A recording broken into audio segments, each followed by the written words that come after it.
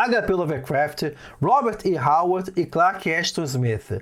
Esses são os três grandes nomes da ficção weird que são bem identificados com a revista Weird Tales das primeiras décadas do século XX. Mas por que Clark Ashton Smith, que viveu quase o dobro de tempo dos seus outros dois amigos e que era reconhecidamente um escritor de talento dentro e fora do universo pulp, não é tão conhecido quanto o criador de Cthulhu e de Conan o Bárbaro? E aí, tudo fantástico com você? Esse vídeo aqui está indo ao ar no dia 21 de agosto de 2020, ou seja, um dia depois do H.P. Lovecraft celebrar 130 anos de aniversário. Lovecraft nasceu em 20 de agosto de 1890 e por conta disso aqui eu estou fazendo esse vídeo para falar desse universo do Lovecraft e é uma boa oportunidade para apresentar outro nome, que é o de Clark Ashton Smith. Por quê? Porque, como eu falei no início, você certamente conhece o Howard por conta de Conan, e também o Howard acabou se tornando quase sinônimo de espada e feitiçaria, assim como também quem não conhece Lovecraft hoje, né? Principalmente no Brasil. O Lovecraft que cada vez mais se mostra presente em séries de TV, RPG, games, quadrinhos e tudo mais.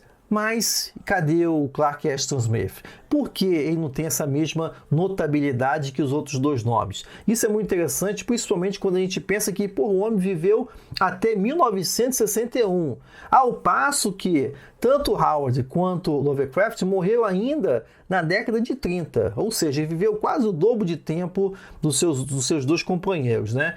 E também outra questão é que o próprio Smith, ele é consagrado como escritor, não apenas como escritor pulp, mas também como um dos grandes nomes da poesia norte-americana, ainda na primeira década do século XX. Então, o que aconteceu nesse ponto? Isso é muito interessante de a gente ver, porque a gente vai entender muito bem como que se dá esse processo do lugar do escritor no começo do século XX.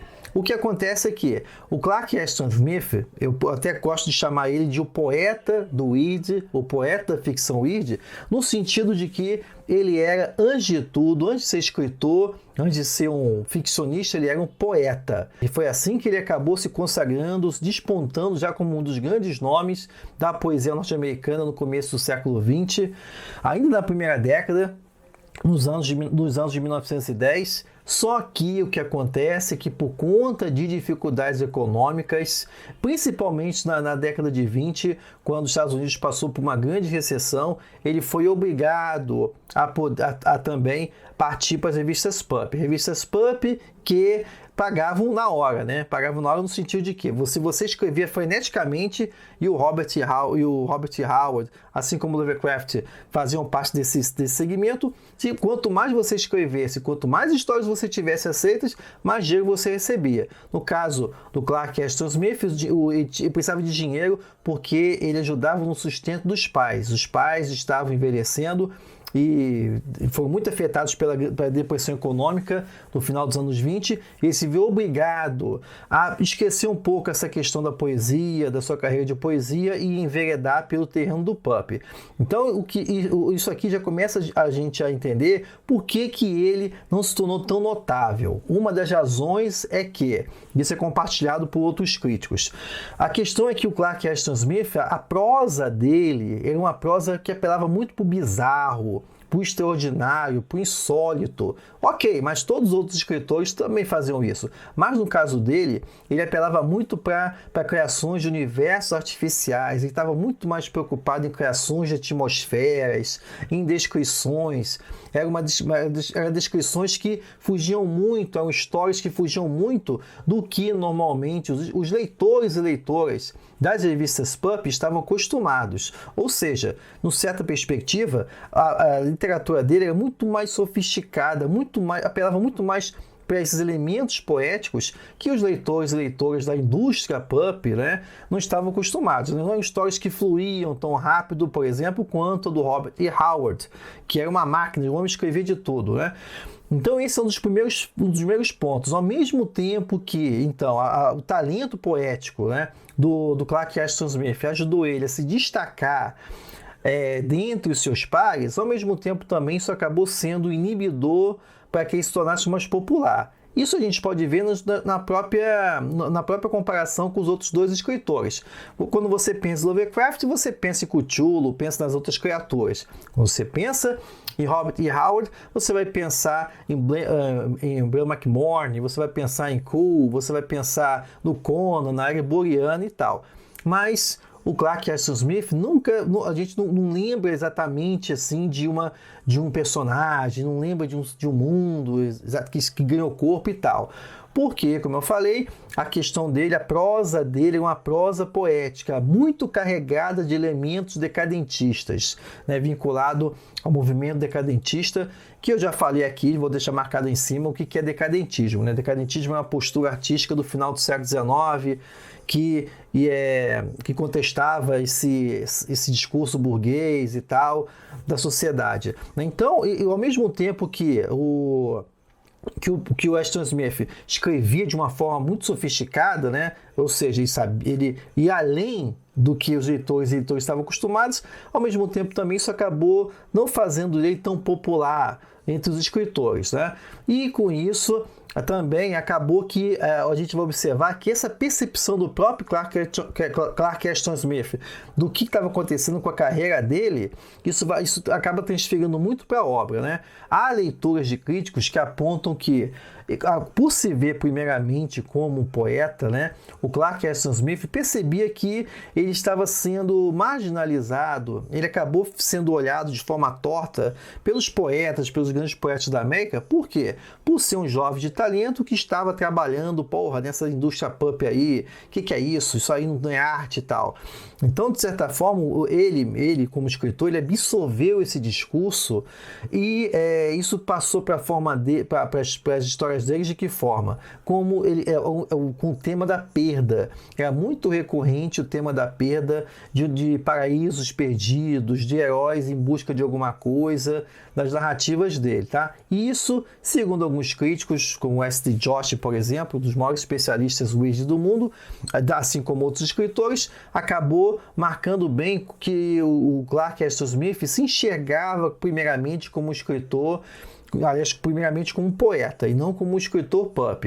Ainda assim, vamos lembrar que, ele escreveu mais de 100 romances, aliás, escreveu mais de 100 contos esses que ajudaram a marcar a presença dele na ficção pulp. O próprio escritor Ray Bradbury, outra máquina também de produção pulp, Ray Bradbury, que inclusive faz também 100 anos de nascimento, no dia 22 de agosto de 2020, era um escritor que disse que foi profundamente influenciado por essa capacidade lírica descritiva do Clark Ashton Smith. Vamos lembrar que o Ray Bradbury é considerado poeta da ficção científica. Então você vê aí que não é à toa que essa questão que a gente está falando aqui, do lugar do Clark Ashton Smith, tem que ser lembrado. E esse nome, o resgate dele veio bem tempo depois. Ele também é um escritor que se ressentia muito de não ter sido tão valorizado quanto os seus pares, né?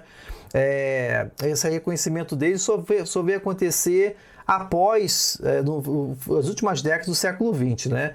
Ele faleceu em 61, mas a gente vai ver que foi a partir das últimas décadas do século XX quando, novamente, um momento finissecular, quando começa a chegar a finais de décadas, finais de séculos, começa novamente o id a se manifestar, porque o id sempre vai capturar esses momentos de angústias e ansiedades de fim de século.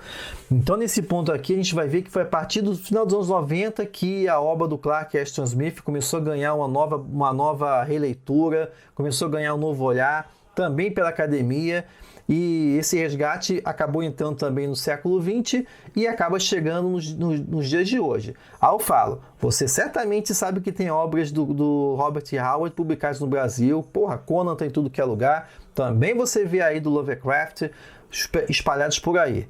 E cadê o Clark Ashton Smith? Então, foi para preencher essa lacuna, esse buraco, porque encontrar a obra de Clark Ashton Smith no Brasil é mais difícil de se ver que pé de cobra.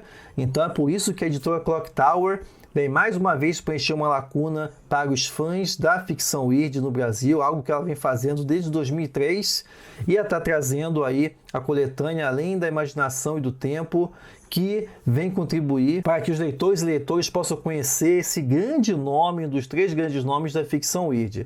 Essa coletânea, que está em campanha de financiamento no Catarse, já bateu a sua meta. Isso mostra muito bem a força do escritor entre a comunidade de leitores e leitoras da ficção weird, né, os admiradores de Lovecraft, porque justamente Lovecraft era um escritor fascinado pela escrita e que foi muito influenciado por essas paisagens oníricas do Clark Ashton Smith. Então a campanha já está bem sucedida, já bateu a meta e agora está em busca de metas extras para poder colocar ainda mais conteúdo para as pessoas que acreditaram no projeto e apoiaram. Então, se você quer conhecer essa campanha, que inclusive também traz introdução minha para essa coletânea, então dê uma olhada no link aqui embaixo, na descrição desse vídeo, no livro Além da Imaginação e do Tempo. Conheça o projeto aí da editora Clock Tower, que certamente, se você curte literatura fantástica, se você curte ficção weird, se você curte horror cósmico, se você curte o universo Lovecraft, então conheça o projeto, porque certamente isso aqui é uma obra que vai fazer bonito na sua estante ao lado de outras obras como Robert E. Howard e também do próprio Lovecraft, tá? Então é uma oportunidade, desde já parabenizo a editora Clock Tower por mais uma vez trazer um nome da ficção weird para o Brasil.